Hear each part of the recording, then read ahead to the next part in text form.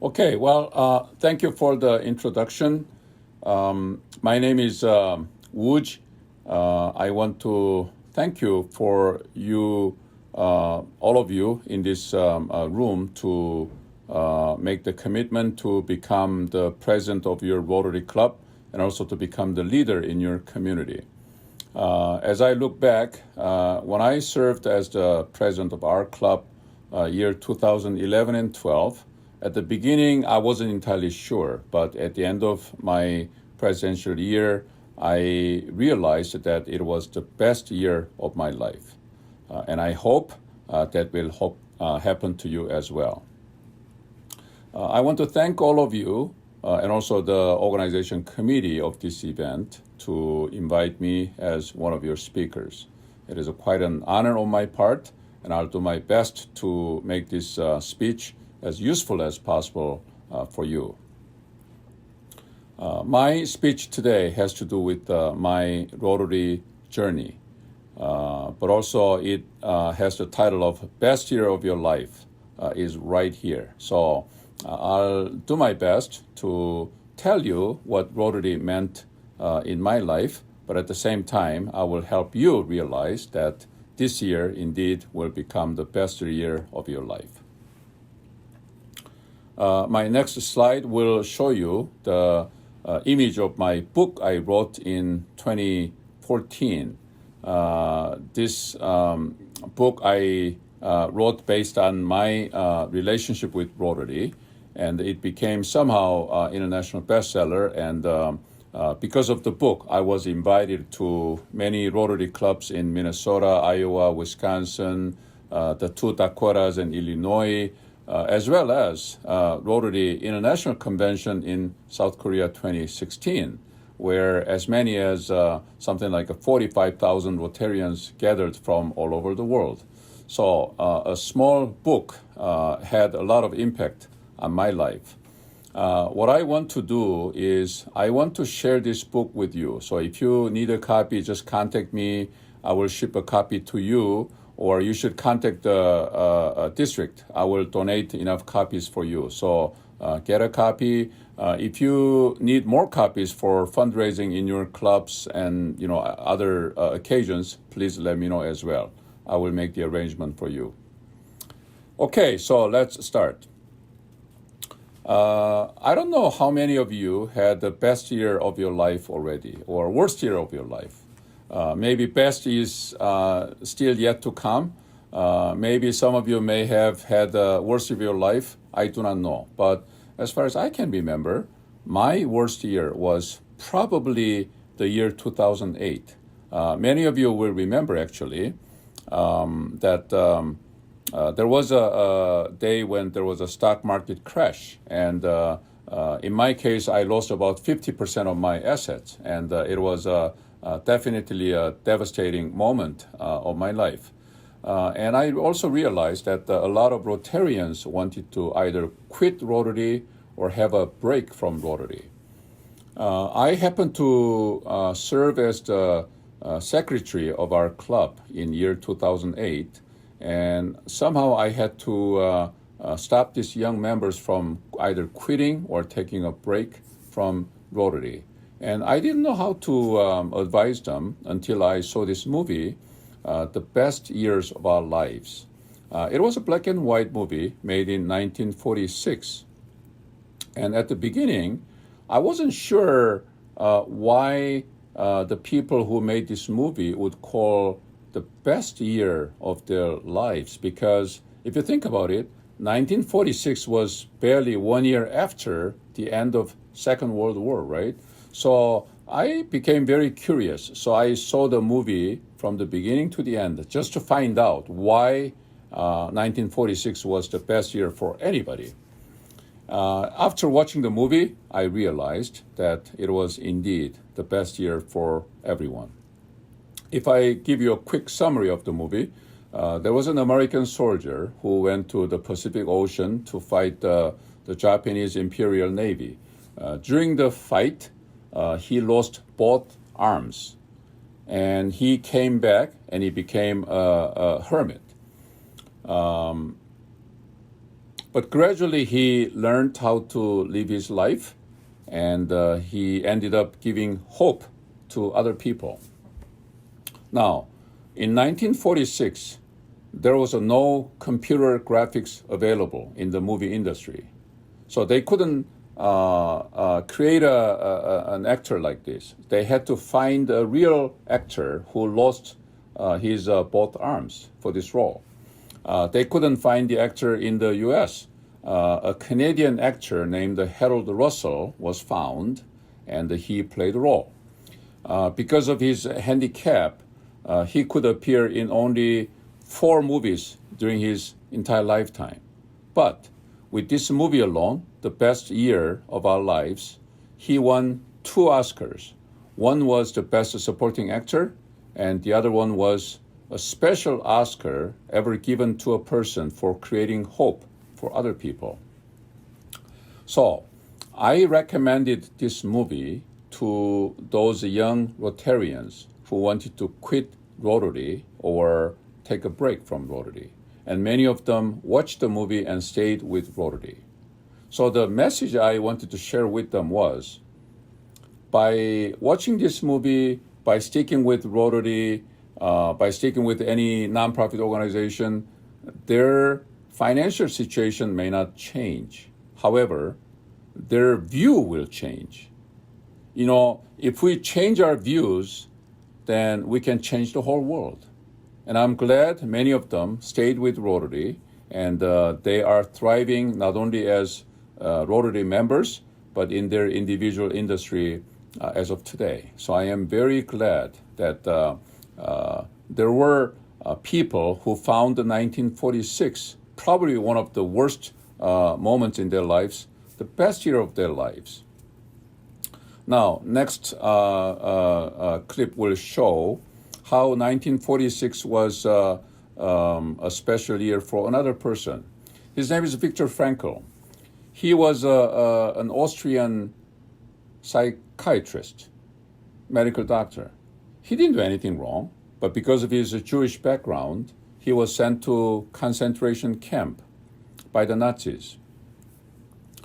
In the concentration camp, he found something fascinating. It wasn't the sickest, it wasn't the oldest who died first. It was either the youngest or the healthiest who died first. So as a psychiatrist, he wanted to get to the bottom of this extraordinary phenomenon. So what he discovered was this. The young boys who used to enjoy ample amount of freedom outside the concentration camp, as soon as they were ripped of all that freedom, they lost all hope in life, and they found a meaning in their lives. You see, when a human being loses all his hope, meaning in his life, apparently the organs begin to react and shut down. So these boys began to lose their lives. Interesting enough, the sicker people, much older folks, began to share their last piece of bread and their last, like a painkiller, with these young folks still suffering. So what he discovered was, during the most difficult time, during the most testing time, those who gave what was most important for them somehow survived this concentration camp. Those who took the benefits from these folks, even though they were much healthier physically, died first, and they didn't survive the concentration camp. So he wrote a book based on his observation, and that is called Man's Search for Meaning. And that was written in 1946. So again, during the most difficult time, the greatest discoveries were made, and he recorded it. 1946 was a special year for another group of people. If you see the next slide, these are the folks called Rotarians in Chicago area.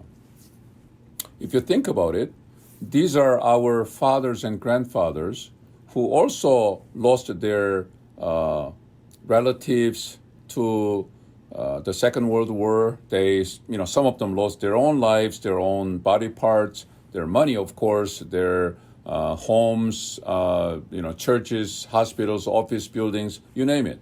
But what little money they could scrape, what they decided was really remarkable.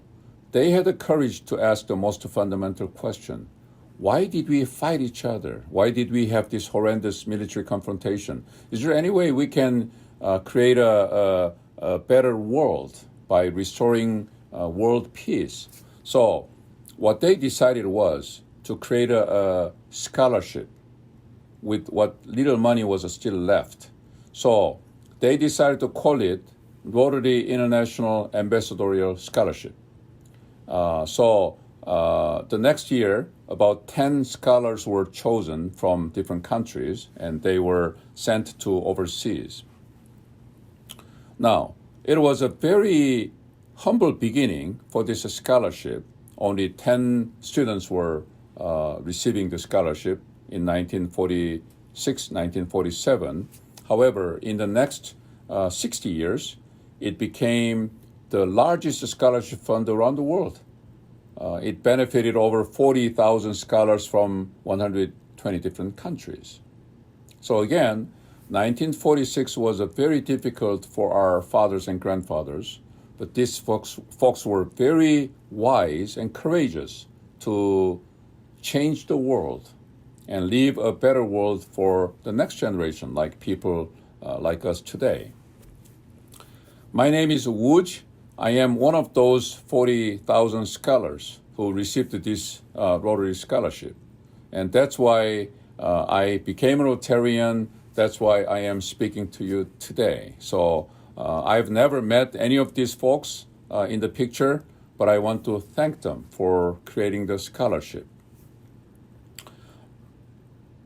I came to the University of Minnesota Law School with this scholarship from South Korea. I arrived here in 1990. It was August 15th.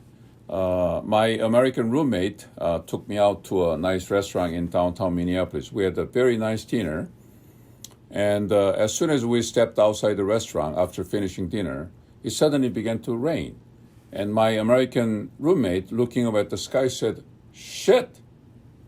And I assumed it was an American slang word for rain. So every time it rained, I said shit, and people seemed to understand me perfectly. My American roommate was having a lot of fun with me. One day he said, "Hey, Wooj, I think this is bullshit."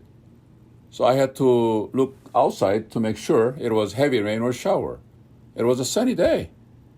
So I got to the bottom. I looked up the dictionary, and I got to the bottom of shit, horseshit, bullshit, shithead, any word which contained the word shit.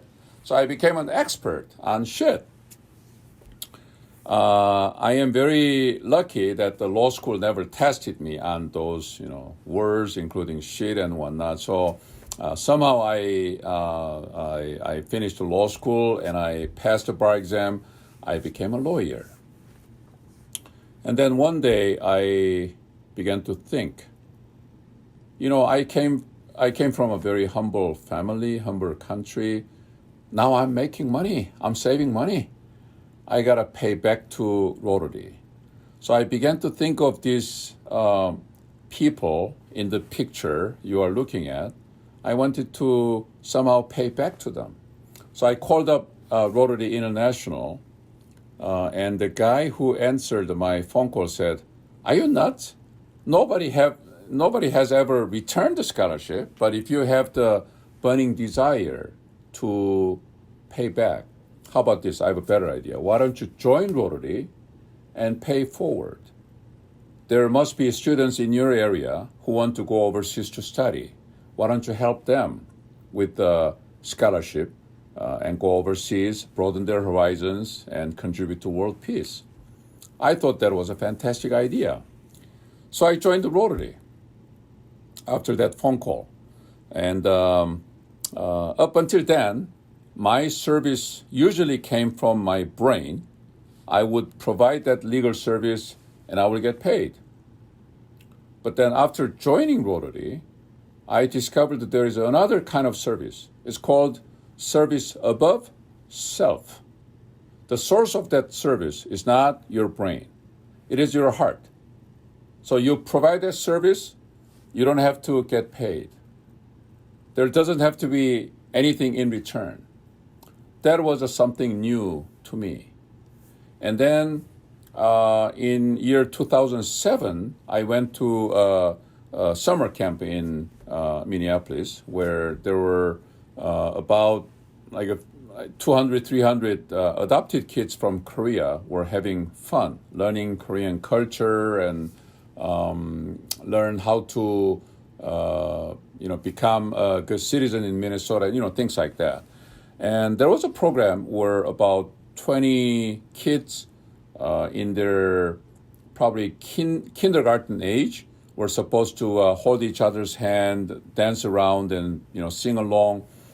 But then, there was a music going on.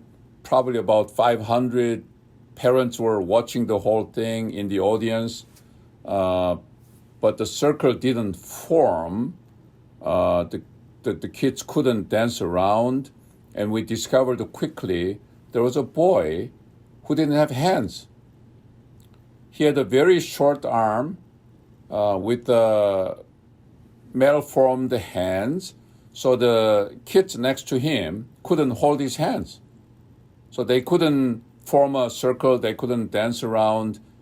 We felt really sorry. And saddened, the boy turned around and rushed to his mother, who was sitting not too far from me. Now, before then, I was just a lawyer. Provide service, get paid. My life was very simple. But after becoming a Rotarian, I realized that there is a service whose source is not your brain, it's a heart. Heart feels the pain of the people, right? So I felt the pain at that point. The boy must have felt the pain. The mother must have had a pain when he came back to her. When large group of people were watching and the kids didn't know, because there was no circle formed, that they couldn't dance around, they couldn't sing around. So I thought, okay, I'm going to turn this pain into somehow a personal project of my own. I'm going to help the boy restore his self-confidence. I'm going to help this family restore their dignity. So day and night, I began to see ways to help this boy, this family. And one day, I saw a YouTube video clip whereby there was a pianist with 2 fingers on each hand playing Chopin's Fantasy Impromptu without any trouble. Somehow, I thought this might be it. So I slapped my knee and I thought, okay, why don't I invite this pianist over here and have her perform in front of the boy? So that way, the boy might be able to gain his self-confidence because they have the same physical condition. I discovered the pianist lived in South Korea, and I'm from South Korea. So I used my connection in Korea to locate her, and I ended up calling her. So I said, hey, Miss Pianist, would you be willing to come to Minneapolis? We have a boy who has your physical condition. You might be able to give him some self-confidence because you have exactly the same physical condition. The pianist said, okay, I'll be there. That was one of the happiest moments in my life.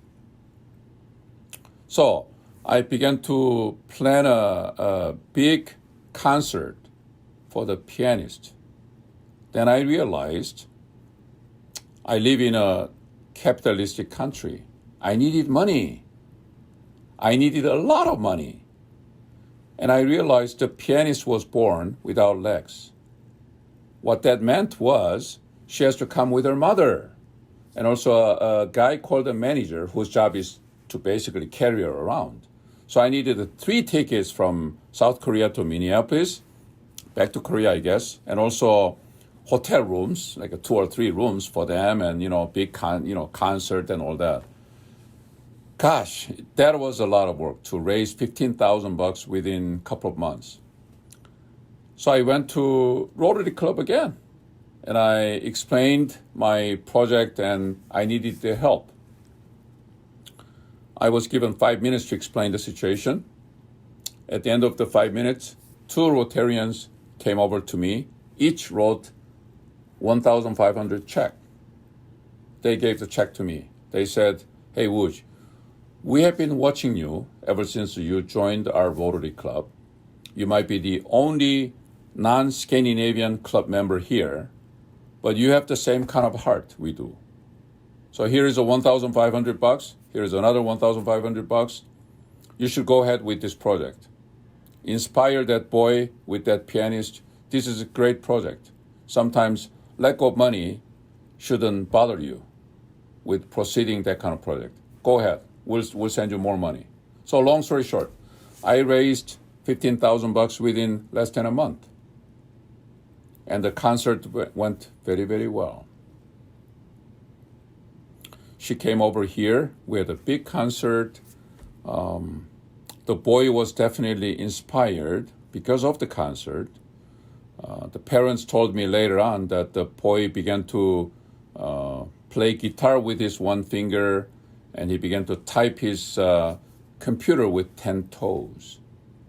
So it was one of the most memorable moments of my life. If you go to the next video clip, you will see the picture of the pianist and the boy. I had a moment to ask the boy to come onto the stage. This was a Hopkins Theater where the boy came onto the stage after the concert. If you look carefully, you will see 2 fingers of the pianist and the 1 finger of the boy. And I am holding the pianist with my 5 fingers. They may have a fewer fingers than me, but they became my North Stars. So I try to live like them, even today. After the concert, Hee Ah Lee is the name of the pianist. She came to our Rotary Club as a program. Our Rotary Club members heard about this project of mine, and they said it'll be a great honor if we have her as our program. So she came to our club, and we had a meeting making her as our program. And I have some of the moments recorded in a video clip. So I'm going to share it with you. Sometimes you can hear beauty before you see it. Such is the case with Hee Ah Lee. To hear Hee Ah is to marvel, but to see her is to simply wonder. How? Hee Ah was born in South Korea with multiple birth defects, no legs beyond her knees, and just 4 fingers, 2 on each hand. She began playing piano at age 6 for physical therapy, hoping someday to hold a pencil or spoon. Let's just say the instrument agreed with her. 저는 장애가 있다고 해서 From when I was very young, I never thought I was any different from other people. To this date, I thank God to give me such a beautiful talent in me. Ladies and gentlemen, Hee Ah Lee. Thank you so much. 23 years old, just 3 feet tall. Thank you. Hee Ah's stature as a pianist is now recognized round the world. This Edina Rotary Club helped pay for her first visit to Minnesota, where several concerts are planned for both the able-bodied and the disabled. 나도 할 수 있다 하는 마음을 I want disabled people to feel that they can do as well. And also, they shouldn't lament what they don't have, but celebrate what they have already. Thank you. 10 hours a day, Hee Ah devotes to practice. She's missing 6 fingers, yet calls herself blessed. Makes it harder to look at one's own life and think anything less. Thank you so much. Thank you. God bless you. Okay. After this concert, Hee Ah Lee, the pianist, became an ambassador of goodwill, and she has been traveling all over the world. And if you paid attention earlier, on the bottom of the video clip, there was a CNN. So CNN has been carrying this video clip the past, 10, 12, 13 years. And because of the power of CNN, everybody got to know about her performance. And one day I got a call from the Dutch government. They thought I was her international agent, which I am not, but they said on their International Human Rights Day, they wanted to invite her and have her perform for disabled people in the Netherlands. So I called Hee Ah Lee, and she went to the Netherlands the next year, and she had a wonderful performance, and she received the Medal of Honor from the Dutch government. What happened to the boy, Michael LeBlanc? He was only a kindergartner when I met him, but after the concert, he and I became the best friends. And I've been supporting him ever since. Even though he doesn't have the hands to hold the poles, he became one of the athletes to represent the United States in Germany in year 2020 as a Paralympic athlete. And because of his ski capability, he was accepted by Montana State University. So last year, he went to Montana State University with a scholarship for his ski achievement. So his life is going very, very well, and I am so glad I received the Rotary scholarship. I joined the Rotary, and I made some difference in some folks' lives. So after joining Rotary, I had a different reason to join Rotary, so I showed up more than anybody else. A lot of businessmen, just came to Rotary. If they were busy, they didn't show up. Me, no. I wanted to pay back the scholarship, so I showed up, even though I may have been the only non-Scandinavian club member in Edina, Minnesota. So I showed up on sunny day, cloudy day, even shitty day, and so some leaders in our club thought, wait a sec, this guy from Korea might be addicted to Rotary, or maybe he has some message to share with us. So they met with me one day, and they asked me to become the club president. What an honor. In our history of 60 years, there was no person of color who became the president. So I became the first ever president of Rotary Club of Edina in year 2011 and 12. And right before I kicked in as the president, the club sent me to International Convention, which took place in New Orleans. Next clip will show you Bill Gates' image. He was the plenary session's speaker, and he made a surprise announcement. He said he has been so impressed by Rotary's raising over $2 billion to erase polio. He pledged $500 million right there from his foundation. So with the $2.5 billion with the partnership between Rotary and the Gates Foundation, we made India polio-free, as many of you will remember. So polio is erased probably close, like almost 100%, and it'll become history very, very soon. And I want to thank all of you in this room who made a commitment long time ago, and it's still going on. Now, at the end of Bill Gates' speech, there was something like 30,000 people in one room. The room was lit again, and everyone was about to go about his business. I heard this thick accent of the Korean language coming from one corner. So I rushed there. And I met this group of 40 Rotarians from South Korea who gave me the scholarship 20 years ago. Can you imagine? So we were so happy to find each other again. They invited me out to dinner, so I joined them in the dinner in New Orleans, and they had hundreds of questions. They asked me, is Minnesota a good place to live? What is it like to be an international lawyer? Are Scandinavians good people living in Minnesota? They had hundreds of questions, and I gave just one answer to them. You betcha. You betcha is very Minnesotan expression, right? So anyway, I became a Scandinavian already, I realized, but I realized that my Rotary circle was becoming full, at that moment. So I was very, very happy to see them.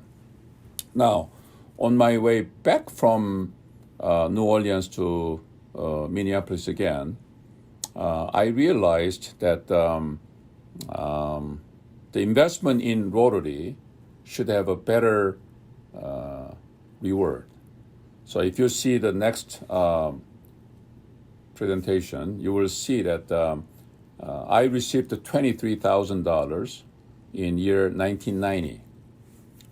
What if these Rotarians didn't invest $23,000 in me? What if they invested the money in Microsoft, Apple, Google, Netflix? They would be sitting easily on $2 million return 20 years later.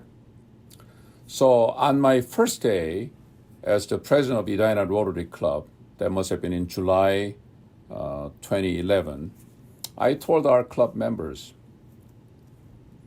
I carry two mortgages from now. One is based on my house I purchased with the money from the bank. Second one is the scholarship I received a long time ago. So I'm going to pay back not just $23,000, $2 million. Because if they didn't invest money in me, if they invested in one of the companies I just mentioned earlier, the reward would have been over $2 million. So I refuse to be only $23,000 return. I would rather choose to become $2 million return because it changed my life. I became definitely enriched. I want to pay back a better reward back to Rotary. So that's why I wrote the book. That's why I've been speaking to Rotarians all over the world. I am one example of a small investment. I want to return the bigger return back to Rotary. So that has been my message to Rotary. Now, throughout my speech, I've been telling you there are two different types of services. One comes from your brain, one comes from your heart. Let me tell you what I mean by what service comes from your heart. If you see the next clip, this is Sandy Schley. You all met her. She was our district governor a few years ago. We sent her to Kenya with somewhere between $500,000 to $1 million with the project of a clean water Rotary project. So she went to Kenya several times with that money. But one day, she saw this boy whose eyes were terribly crossed. His face was covered by African flies sucking blood from his face, and he had no shoes and whatnot. So Sandy thought, what's the point of coming here with $1 million if I cannot change the life of just a boy like that? So after coming back, she shared that encounter with the boy with us. And all of a sudden, like 20 Rotarians kicked in. One Rotarian said, I will fix his crossed eyes. A dentist said, I will fix his teeth. One Rotarian pledged 2 tickets to and from Africa. And one Rotarian said, I will go locate the boy and bring him back. which he did. So this boy's name happened to be Moses. And when Moses came here, we really literally fixed him from top to bottom. His eyes were fixed by a Rotarian doctor. His teeth were covered by a Rotarian dentist. A lawyer kicked in to help him with legal issues. I mean, he was fixed from top to bottom. And then Edina Rotary Club members were impressed by what was happening. They had a special fundraising specifically for this boy's future. And they raised $30,000 overnight.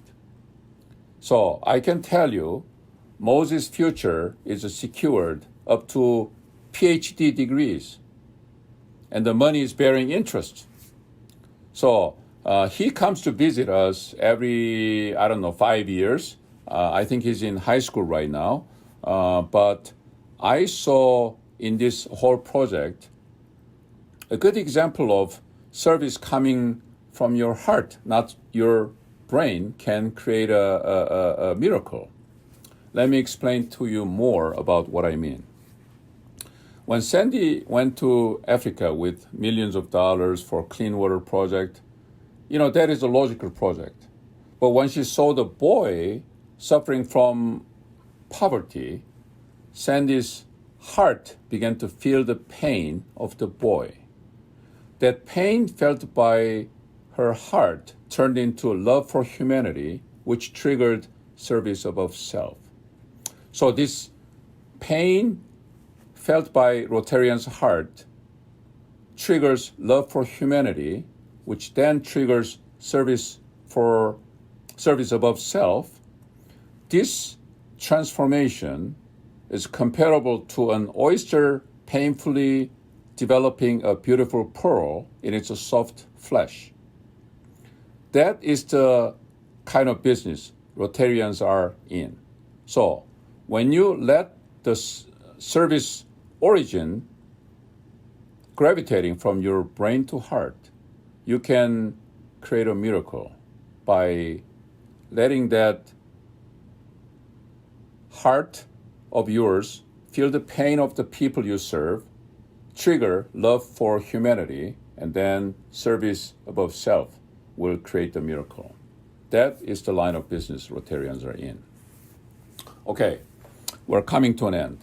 The next clip will show you the different definitions people come up with about service above self.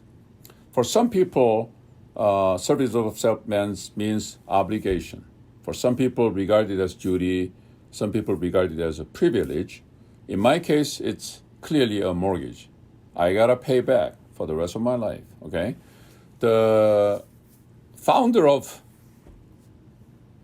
Marriott Hotel once said, service is the rent we pay for living in this world. I thought that was a beautiful definition of service above self. We have to pay the rent anyhow. And when we go, toward the end of our lives, we go empty-handed, right? So why not we provide as much service above self as possible in this world, okay? The next clip will show my conclusion. You are going to have the best year of your life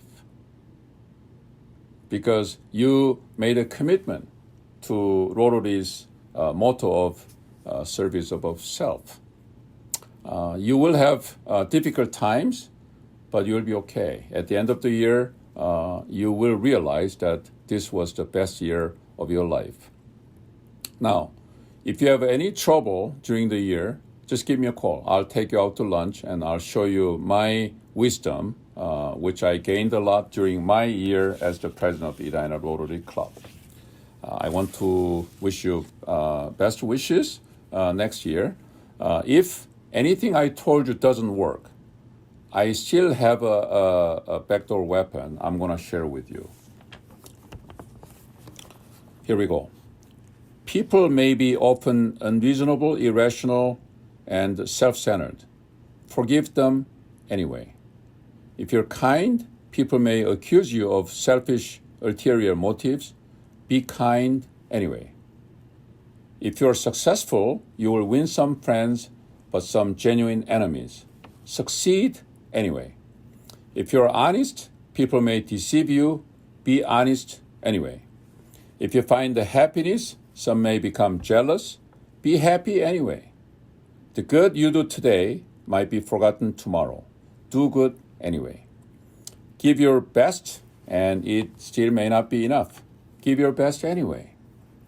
Of all the definitions of love, I like the one by Saint Exupéry, who wrote Little Prince, right?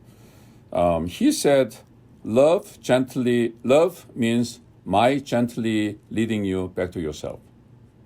I thought it was very, very well-defined love, okay? So all the Rotarians I met here gently led me back to myself. They reminded me who I am. They reminded what kind of potential I have, what kind of potential we together have. As long as you all carry a beautiful pearl in your heart, you'll be okay. But I'll be more than happy to meet with you again and share my experience with you. I wish you best of luck in your presidential year next year. And I want to thank you again, all of you, for giving me this opportunity to speak to you. I wish you best of luck in your future. Thank you very much.